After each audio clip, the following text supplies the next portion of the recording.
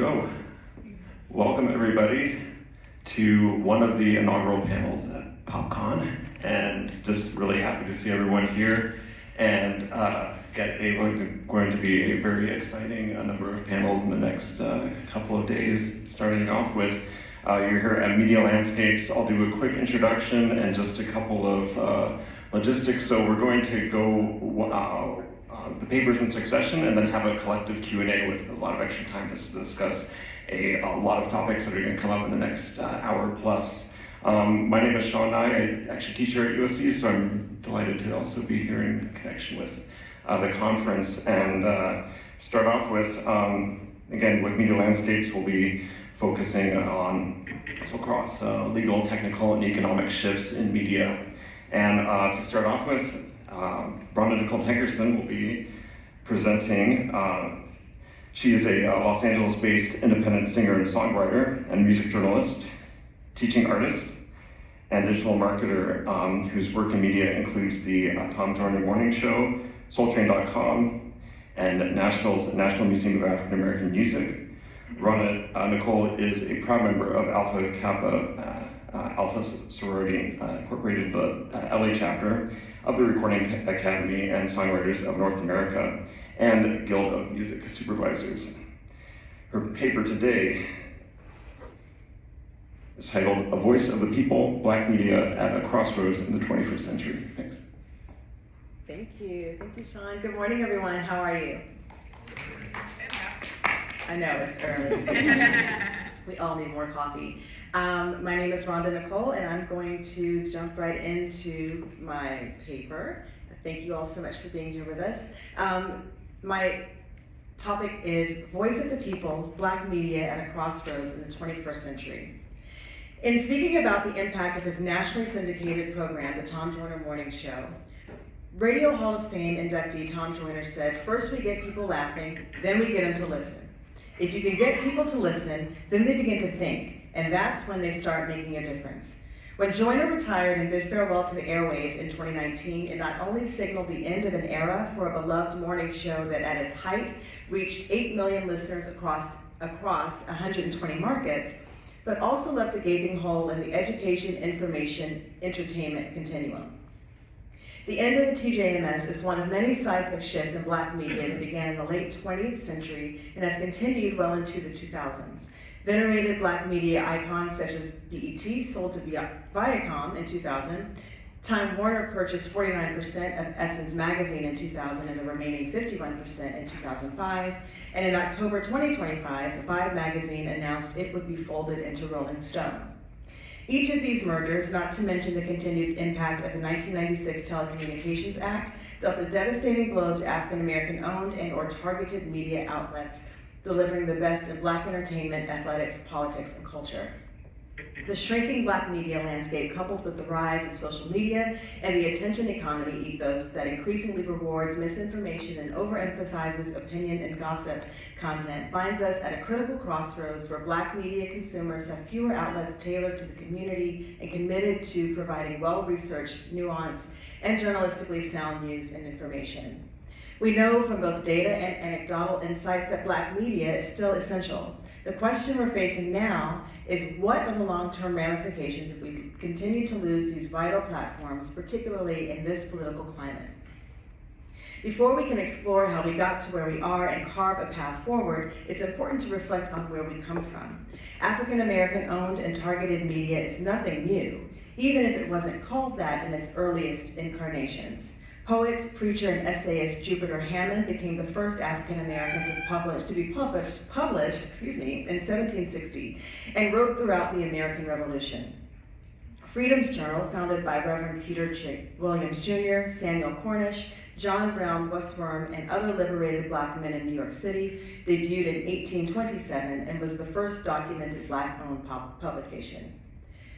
From the mid-1800s onward, Black publications popped up across the country, from Frederick Douglass's North Star, which premiered in December 1847, to the Christian Recorder, the AME Church's paper established in 1852 that became the oldest Black newspaper continuously published in the United States, to weekly and monthly periodicals such as the Colored Citizen out of Cincinnati, Ohio, the Black Republican in New Orleans, and hundreds more, African American-led publications created a network of communication that connected Black folks to important news of the day in the years leading up to and immediately following emancipation. African American-owned publications continued to evolve into the 20th century as advancement in photography ushered in a new era of media. Newspapers and magazines such as the Chicago Defender, whose urgent calls for Black folks to flee the racist violence of the American South sparked the Great Migration, and the NAACP's official organ, The Crisis, featured illustrations and images that showcased everyday Black life in new, nuanced ways. As the United States escalated its involvement in World War I, publications that challenged the country's ongoing racial injustice and violence towards Black citizens while proclaiming a fight for global democracy came under fire from the federal government. The Messenger, co-founded by A. Philip Randolph and Chandler Owen, was among the publications to draw ire as being the most dangerous Negro publication due to its criticism of the draft and the war. Yet, despite increased surveillance, harassment, and attempted censorship, Black papers and magazines persisted and continued to report on and inspire critical thought and conversations around issues impacting African Americans through World War II, Jim Crow, and beyond. The 1940s saw the birth of Johnson Publishing Company in Chicago, led by business pioneer John H. Johnson, whose inaugural magazine, Negro Digest, debuted in 1942. Its success led to the development of two of the most beloved and acclaimed Black magazines, Ebony and Jet. With content that ran the gamut from politics to lifestyle to entertainment, Johnson's output represented yet another shift in the Black media landscape with an intentional eye on highlighting Black achievement and success. Johnson didn't shy away from taking on heavy national news, however. In 1955, at the behest of his grieving mother, Mamie Till, Jet magazine famously printed a heart-wrenching image of Emmett Till's lifeless, brutalized body after a mob of racist white men in Mississippi murdered him. As Black-owned print publications continued to evolve, another key player in the Black media landscape began to emerge: radio. Radio programs such as WSBC Chicago's The All Negro Hour featured African American voice talent dating back to the 1920s. But these programs aired on white-owned stations and were often steeped in minstrelsy and offensive stereotypes of Black life. In 1949, WERD hit the airwaves in Atlanta and transformed the ways in which Black folks throughout the city received and transmitted local news, political commentary, music, and entertainment. Founded by professor, banker, and public accountant Jesse B. Blayton Sr., WERD was originally a white-owned country music station. Soon after taking ownership, Blayton relocated the station to the Prince Hall Masonic Grand Lodge on Auburn Avenue, which was the home of Reverend Dr. Martin Luther King Jr.'s Southern Christian Leadership Conference offices. WERD broadcast popular music of the day as well as Dr. King's sermons each week. A young Jack Gibson, who'd go on to be considered the father of Black radio and who became widely known as Jack the Rapper, was one of the station's first on-air talents. Another pivotal development in Black radio was the launch of WCHB-AM in Detroit. Unlike WERD, which was originally white-owned, WCHB was the first station to be fully Black-owned from its inception. The FCC issued a permit to the station's founders, Dr. Haley Bell and Dr. Wendell Cox, and WCHB-AM debuted in November 1956. Soon after, they secured an additional permit for an FM evening station.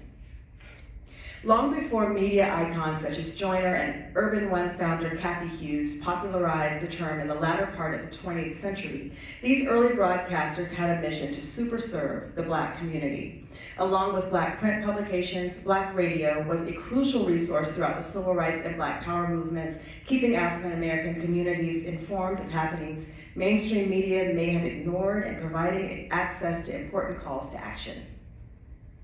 There was a noticeable uptick in Black radio station ownership throughout the 1970s as music-centric formats dethroned news-forward programming among African American listeners.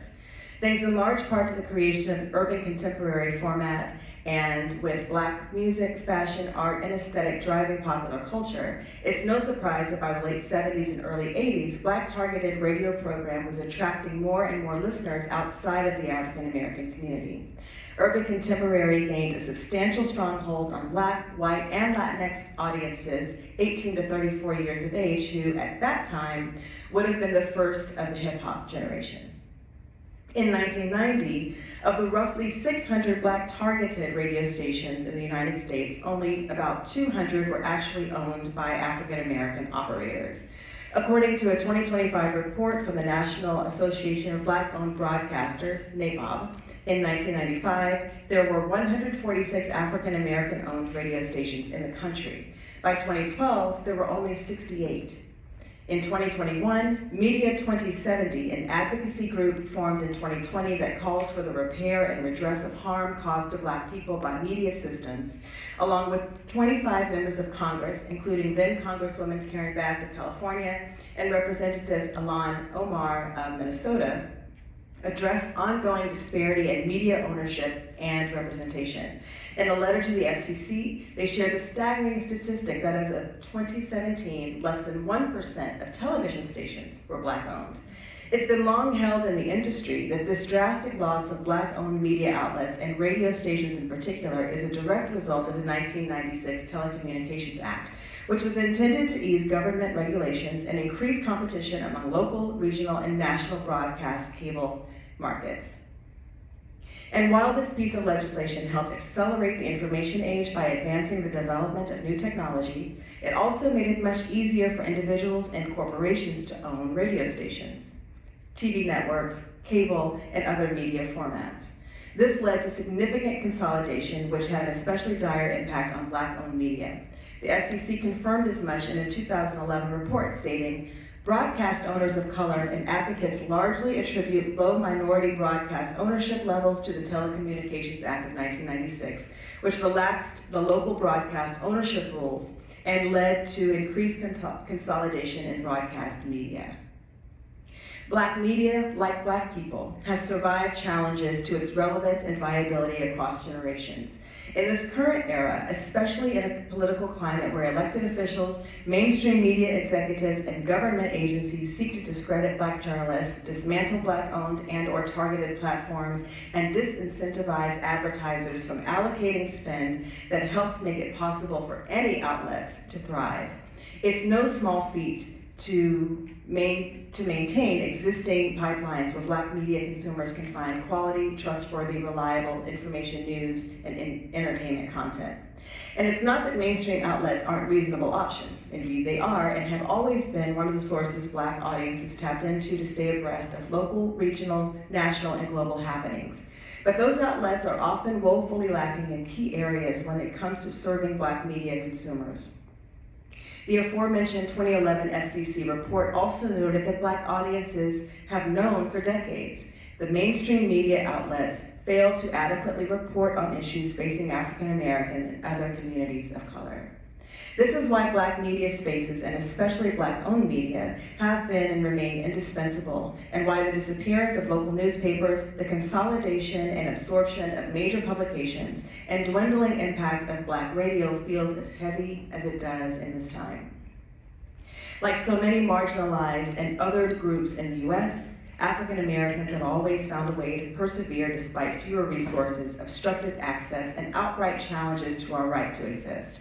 Black media is no different. When mainstream platforms oust highly acclaimed journalists like Joanne Reed, Don Lemon, and Roland Martin, they have the opportunity and, more importantly, the sense of urgency to go and build their own independent platforms to continue doing the necessary work. Blogs, podcasts, YouTube series, and satellite radio offer unprecedented access to an even wider variety of voices and points of view. And this is especially true across the Black media landscape. While terrestrial radio, urban AC programming continues targeting Black audiences, independent podcasts and streaming series fill in the gaps consolidation left in traditional radio by breaking emerging artists, offering deep dive discussions of classic works, and opening up broader conversation through social and digital platforms. Established music journalists, historians, and critics like Naima Cochran, Miles Marshall Lewis, and Danielle Smith bring years of expertise in print mediums to new media, while early career writers and thinkers leverage their dexterity as digital natives to bring crucial cultural conversations to TikTok, Twitch, and other platforms that favor short-form video. Influencers and creators like Francesca Ramsey, Lovey Ajayi Jones, and Tabitha Brown, who amassed substantial social media followings, have transformed visibility on apps like Twitter and Facebook into highly regarded and in many cases award-winning digital and print ecosystems. As social media in particular has become the primary source for political discourse, we've watched candidates and elected officials leverage strategists and commentators like Elizabeth Booker Houston and Kenneth Walden to amplify messaging and galvanize young voters. At the same time, as the great democratizer of information and access, the internet has become a place where truly anyone with an opinion can express that opinion. Alongside traditional journalism, mainstream platforms, and vetted influencers and content creators, there is still a significant amount of mis- and disinformation. This is especially evident in political conversation, as Americans in general have become less trusting of mainstream media in the wake of recent presidential elections, accusations of fake news, and both sidesism. People are seeking alternative sources for news, information, and education. Access to more editorial or op-ed style content on Instagram or TikTok, and even in the New York Times, fuels the flames of anti-intellectualism and makes it much easier for hot takes and so-called unpopular opinions to drive conversation and override journalistically sound reporting. Where this becomes a serious concern for Black media consumers rests in how our history, contributions, and lived social, economic, and political experiences continue to be deprioritized and devalued in mainstream media spaces. Without Black-owned media outlets that reflect the diversity and nuance of Black life in America, we run the risk of losing the stories, narratives, and perspectives that honor the past and light the paths to the future. Even Black targeted outlets that are no longer under Black ownership or that have experienced uncomfortable growing pains and public criticism in recent years serve a purpose and have an obligation to superserve the community.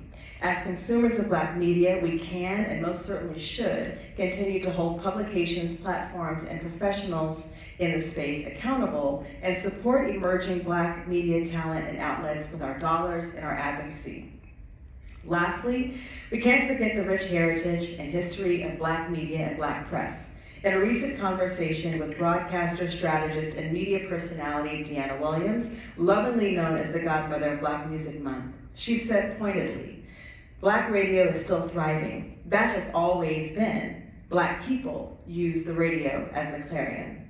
Our impact and influence are truly global, but Black media is rooted in the community it was always meant to serve. We have the power to preserve what came before as we seek to build and expand upon that foundation.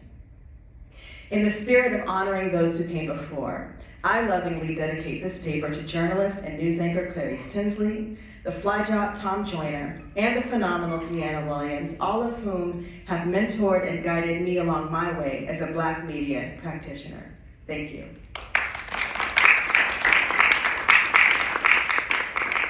Thank you. We'll